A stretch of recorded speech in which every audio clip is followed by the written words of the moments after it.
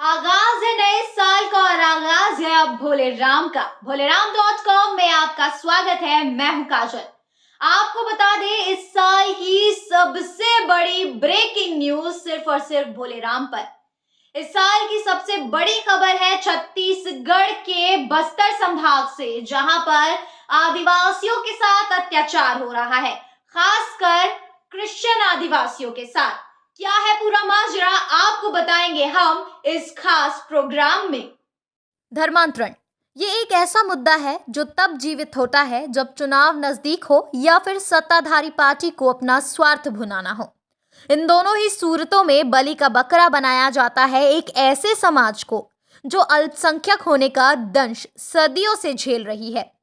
किसी एक धर्म की महत्ता को बार बार ताक पर रखकर एक ही समाज पर लांछन लगाना, क्या यही धर्मनिरपेक्ष देश की परिभाषा है? क्या हमने ऐसे देश या राज्य की कल्पना की थी जहां वोट बटोरने के लिए एक धर्म को मोहरा बनाकर आपस में लड़ाया जाए? अरुण पन्नालाल ने कहा कि मैं मसीही समाज से होने के बावजूद भी नारायणपुर में पुलिस बल के साथ हुए हिंसा की निंदा करता हूं, क्योंकि दोषी चाहे कोई भी हो, किसी भी जाति धर्म का हो, दोषी दोषी होता है। लेकिन धर्मांतरण का जो आग जलाकर हाथ सेकने का काम सरकार कर रही है, उनके मंसूबे से भी हम अनजान नहीं हैं।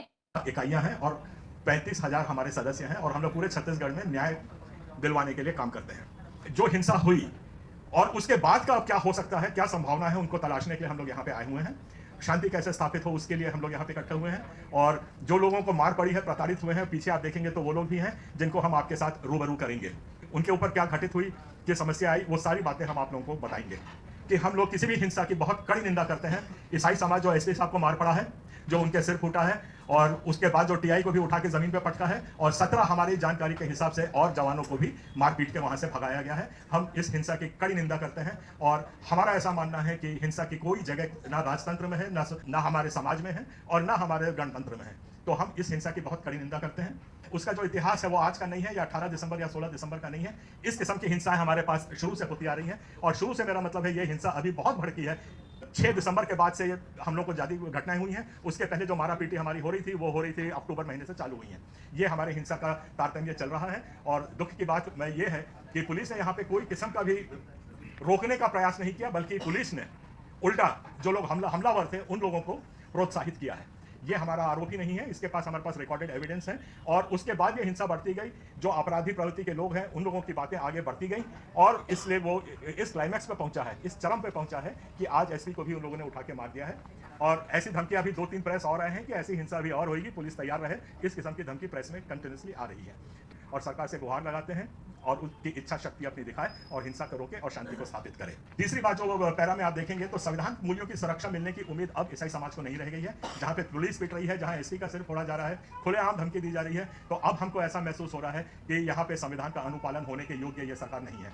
ये हम आरोप ही नहीं लगा रहे हैं, ऐसा हम महसूस भी कर रहे हैं। कि बीच में हम लोग का ऐसा बहुत वहां पे प्रचार हुआ है, कुप्रचार इसको मैं कहूंगा, कि ईसाई समाज ने जाके हमला किया है, मिशनरी गुंडे आ गए हैं और इस किस्म की बहुत बातें हुई हैं। उसकी मैं आपको जमीनी हकीकत दे रहा हूं और हमारे जो ट्राइबल्स लोग उन गांव से आए हैं वो भी उस बात को बताएंगे। जिन लोगों ने उस हिंसा को झेला है, उस अटैक को झेला है, वो भी आज हमारे साथ यहाँ पर है। एक एक करके आपके सामने हम रूबरू करेंगे। अब माहौल में ये हो रहा है कि किसी भी जगह गांव में शाम को एक सभा बुलाई जाती है जिसमें 100-200 गांव के लोग इकट्ठे होते हैं। अमूमन एक गांव जहां 500-700 लोगों की बस्ती होती है उसमें 30-40-50 ईसाई घर भी होते हैं। उन लोगों को वहां जाके आम सभा में बुलाया जाता है और आम सभा में बुलाते ही साथ उनको बोलते हैं कि ये हमारे गायता जी हैं और गायता जी ने ऑर्डर दिया है कि ये जंगल जमीन सब हमारा है, यहाँ पे और कोई नहीं रह सकता है। आप अभी धर्म छोड़ करके आप इस परंपरा में वापस आ रहे हो कि नहीं आ रहे हो। जिसने नहीं कहा उनको वहीं पे मारना पीटना चालू हो जाता है। ये गुर्रा गांव में ऐसे ही हुआ और 16 तारीख की भी गांव में ऐसे ही 22 गांव में एक साथ ऐसी घटना हुई। तो ऐसे ही गुर्रा गांव में सभा हुई, सभा में इनको बोला कि इनको बुलाओ, इनको मारना पीटना चालू करो। इत्तेफाक से उस वक्त वहां पे काफी ज्यादा संख्या में प्रताड़ित ईसाई जन भी थे, तो उन लोगों ने उनका सामना किया है और झूमा झटकी हुई है। उस झूमा झटकी में लोगों को चोट चाट भी लगी है और दोनों पक्षों को चोट लगी है। 16 दिसंबर को 22 गांव में एक साथ हुई। उस घटना में ये हुआ कि वहां पे बाकायदा अनाउंस किया जाए कि कल से हम लोग जा करके सब जितने भी ईसाई यहाँ पे बसे हुए या तो गांव छोड़ेंगे या उनको मार डालेंगे। इससे घबरा करके ये लोग पुलिस थाने भागे। पुलिस थाने जाकर के हम लोगों ने कम से कम 11-12 वहां पे रिपोर्ट लिखवाई, एक भी एफआईआर नहीं लिखा गया।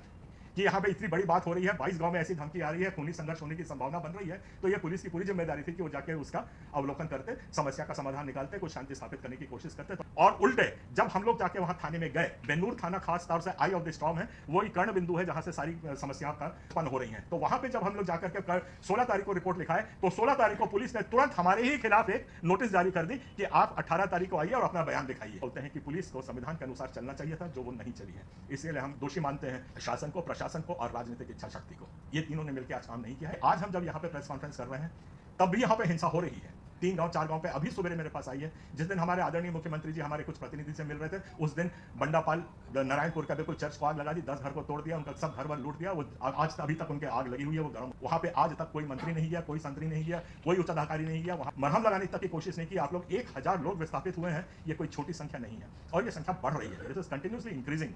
तो ये बहुत चिंताजनक स्थिति है जो छत्तीसगढ़ में होती जा रही है और हर गांव में जा जाके वहां पे बोला जा रहा है कि हमें इसको ईसाई मुक्त प्रदेश बनाना है। कल ढोल नगाड़ों के साथ वहां पीट करके वहां पे जैसे कोटवार हाका पाड़ता था, उस किस्म के हाके पाड़े जा रहे हैं। इसकी हम शिकायत सब कर रहे हैं। कोंडा गांव के और नारायणपुर कलेक्टर को बाकायदा हमने शांति स्थापित करने के लिए, शांति सभा बुलाने के लिए, उनसे काउंसलिंग करने के लिए 50 आग्रह किए हैं, लेटर्स दिए हैं, सब कुछ दिए हैं, पर अभी तक कोई रिस्पॉन्स उसका नहीं आया है। आदिवासी समाज के महासमुंद के उपाध्यक्ष हैं, उन्हें साफ बोला है कि हमारा सर्व आदिवासी समाज इन हिंसा में लिप्त नहीं है। हम अपने आप को इसे पृथक करते हैं, अलग करते हैं और हम जो कोई भी यहाँ पे भारतीय नागरिक है उसका मान सम्मान करते हैं, चाहे वो ईसाई हो, हिंदू हो, सिख हो, मुस्लिम हो। ये उनके बयान। तो हमारा आज सवाल ये होता है, तो ये हिंसा कौन कर रहा है?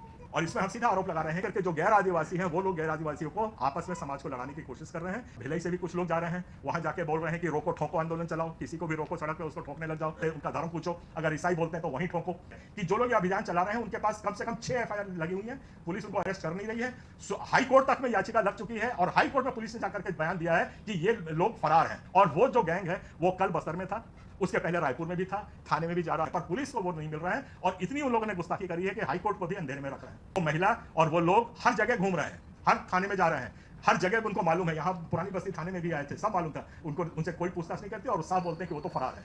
वो ये है कि अब ईसाई समाज जो है पूरे हिंदुस्तान का, ये खाली छत्तीसगढ़ की बात नहीं रह गई है, ये बिल्कुल नेशनल मैटर बन गया है। क्योंकि 1000 लोगों का विस्थापित होना और रोज 50, 60, 100 की तादाद में वहां से निकलना, गांव छोड़ना, ये एक बहुत बड़ी बात हो गई है। और जिससे पूरे हिंदुस्तान का, पूरे भारतवर्ष का ईसाई समाज आज आक्रोशित हो चुका है। तो ये आंदोलन जो हम लोगों का है, ये इसको अगले स्तर पे लेके जाएंगे। सुप्रीम कोर्ट में हमारे 12 बड़े वकील इकट्ठे हो गए हैं। हम लोग सुप्रीम कोर्ट में सरकार की जो नाकामी हो रही है, इसकी जांच के लिए एक SIT बनाने की मांग करने की याचिका सुप्रीम कोर्ट में भी लगा रहे हैं। हमारी जो विचारधारा है वो शांति की है।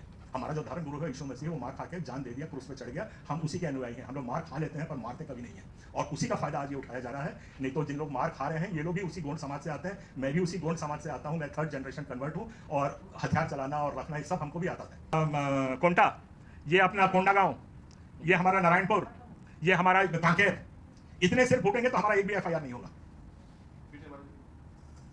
ये तो एक ही एक मैं घटना आपको दूंगा, ऐसे हजारों की तादाद में घटना है।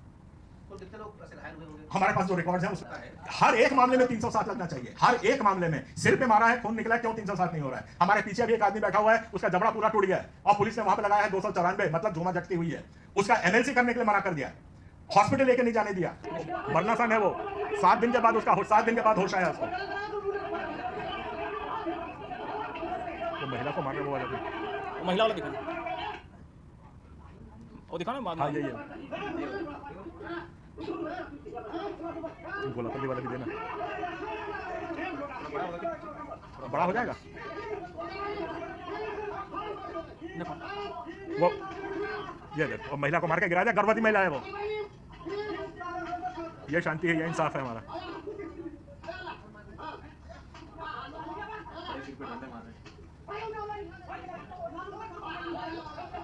इस पर भी FIR नहीं हुई है। हमारा मुद्दा एक ही है कि छत्तीसगढ़ में संविधान समाप्त होते हुए नजर आ रहा है। एक व्यक्ति की जो मूल स्वतंत्रता है, जिसकी धार्मिक स्वतंत्रता है, जिसकी आस्था की स्वतंत्रता है, जिसकी आजादी की स्वतंत्रता है, वो पूरी तरह से समाप्त होते नजर आ रही है। जिसमें ये घटनाएं दिन ब दिन होते जा रही है और प्रशासन इसमें बिल्कुल लिपापोती कर रही है और हमारा ये मानना है कि सरकार जो है इन ऐसे प्रकार के आतंकवादियों को संरक्षण दे रही है, क्योंकि संरक्षण देने का कारण ये है क्योंकि वो उनके ऊपर में उचित तरीके से कार्रवाई नहीं कर रही है। आप देखिए कि हमारे लोगों का सिर फुट रहा है, हमारे लोगों को चर्च में घुस के मारा जा रहा है, घर में रहना मुश्किल हो गया है। जो पीछे में है वो सब गाँव से निकाले हुए लोग हैं, उनको गाँव से निकाल दिया गया है। अब वो लोग कहीं कोंडागांव में कोई शरणार्थी बन के बैठा हुआ है, कोई नारायणपुर शहर के अंदर में शरणार्थी बन के बैठा हुआ है, तो कोई किसी चर्च में शरणार्थी बन के बैठा हुआ है। उनकी मूल जमीनों से, उनके मूल परिवारों से, उनके मूल जो अधिकार है उनसे वंचित कर देंगे। यहाँ तक कि उनके खेतों को काट के भी, उनके जमीनों को हड़प कर वो लोग जो है उनकी जमीन और उनके खेत खलियान को सबको छीन रहे हैं और सीधा गांव से बाहर निकाल रहे हैं और बोल रहे साफ साफ अब हमारी सरकार है, हमारा राज है, हमारा कलेक्टर है, हमारा एसपी है, हमारा सब कुछ है, अब हमारा राज चलेगा, तुम ईसाई लोग का कुछ भी नहीं चलेगा। ये सब सारी घटनाओं को लेकर एक ही सबसे बड़ी सामने बात आ रही नजर में कि इस देश के, इस छत्तीसगढ़ के अंदर में संविधान टोटली समाप्त होते हुए और खत्म होते हुए नजर में आ रहा है। मोर नाम है समी मंडलिया है। मोर मैं सदरी में नहीं नाम मोला बहुत मोर मीटिंग बनाई ना मोला मारी मोर घर वाला गली है। मैं छोटे छोटे पिला मन दर के आई हाँ बाहर में हवा वो पिला मन कहाँ करूँ कहाँ नहीं कराऊँ कह के मैं सोचे हाँ सोच में पड़े हाँ मोला जमीन नहीं देवो तो कहीं नहीं देवो यहाँ रहला नहीं देवो तो कहाँ जाता सुहा जा तोर ईसाई धर्म ला मानता तो कहाँ काय हो भाई वहाँ जा बोल के मोला बहुत बोलते तो मैं पिला मन निकला के मैं लाने हाँ मैं कहाँ रहूँ काय करूँ कह के मैं सोच में पड़े हाँ। और हम लोग को मशीनों को बहुत सताया जाता है और मारपीट किया जाता है। 18 दिसंबर को हम लोग को बहुत मारा गया, बेरहमी से पीटा गया, मेरा सिर भी उड़ दिया गया, मेरे बहन लोग को भी छेड़छाड़ किए और बहुत से बेरहमी से मारा गया और चर्च में घुस के मारे और हम लोग को बहुत बुरी तरह से मारे, इतना मारे और बाद में यहाँ रहने का जगह नहीं है तुम्हारे लिए बोले और फिर से और बोले कि यहाँ तुम्हारे लिए कुछ भी नहीं है और तुम्हारा जगह यहाँ पे नहीं है, कुछ बोल के भगाए, मारपीट किए। अगर वापस फिर आओगे घर तो काट देंगे बोल के बोले हैं और गए तो पीर से मारने की कोशिश की है। फिर मारपीट बहुत करता है, लेकिन इसके लिए निवेदन करता हूँ कि ये सब सता होना नहीं चाहिए, लेकिन बहुत मारा जाता है, ऐसा नहीं होना चाहिए क्योंकि सब एक दूसरे से प्रेम करना चाहिए, ऐसा नहीं करते, बहुत बेरहमी से मारते हैं।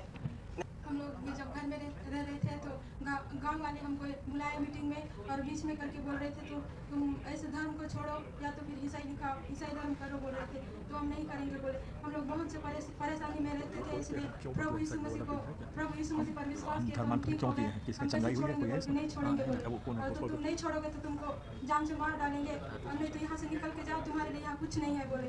तो हम लोग बोले कि हम कहाँ जाएंगे, अपना गांव छोड़ के, अपना घर छोड़ के, बच्चे को लेके बोले तो तुम लोग को यहाँ से जाना होगा, नहीं तो फिर वापस आना होगा बोले।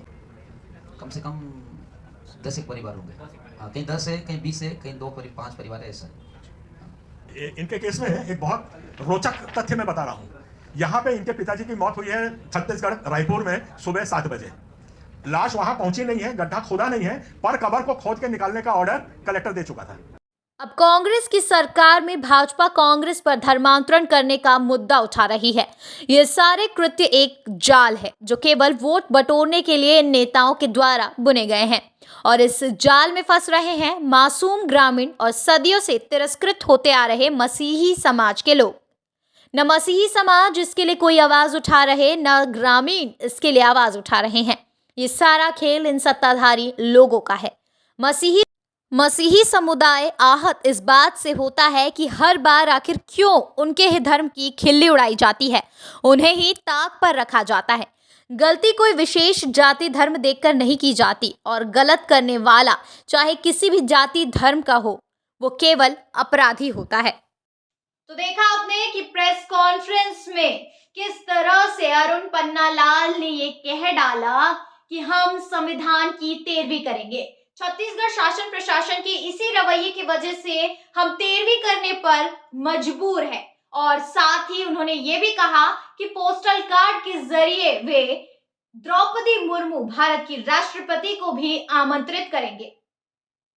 इसी तरह की और अपडेट्स के लिए जुड़े रहिए भोलेराम.com के साथ और हमारे चैनल को लाइक, शेयर और सब्सक्राइब करना ना भूलें।